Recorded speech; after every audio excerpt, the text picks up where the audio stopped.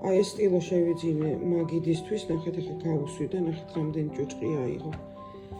ტილო რომელსაც ვიხმარ სარცხის საფნით გავრეცხავ ხოლმე, ვიხმარ რომელიცაც არც სუნი აუა, არაფერი გაასუფთავებს ბაქტერიებს კლავს, ესეც იაპონური ნანოტექნოლოგიით არის დამზადებული, შთანთქავს ბაქტერიებს. ჩვეულებრივი ტილო მოგეხსენებათ, რომ რამდენი ბაქტერიის მატარებელია და ყოველ წუთში უნდა ცვალო ის ტილო. მე იმ ტილოთი რო გაწმენდა, აი, რამდენი ჭუჭყი აიღო. მიუხედავად იმისა, რომ წმენდა ამას ყოველ დღე სველი ტილოთი, აი, ჩვეულებრივი ტილოები რო ერთ შეფუთვაში, ერთ კოლოფში იყო 2 ტილო და არისო ისეთი ფასში არის, ძალიან იაფად გამოდის 2 ტილოსთვის ის ფასი, რაც ხედა. ნახეთ, გასუფთავა.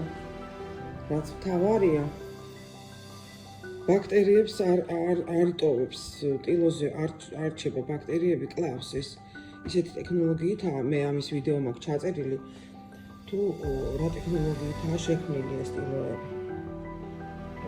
და სწორედ ამ ტექნოლოგიას გააჩნია ის უნარი, რომ ის შთანთქავს ჭუჭყს, ბაქტერიებს და სპობს ბაქტერიებს. ასე რომ 2 წელიც და თუ სწორად დავიცავთ წესებს, მეტიც გვეყოფა ეს ერთი ტილო. წარმოიდგინეთ ახლა თქვენ, როდესაც ჩვეულებრივ ტილოს ხმარობთ, აი რო იყიდება,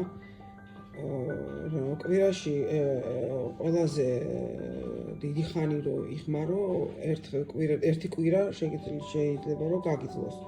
მე აუცილებლად უნდა გამოიცვალოს ის ტილო.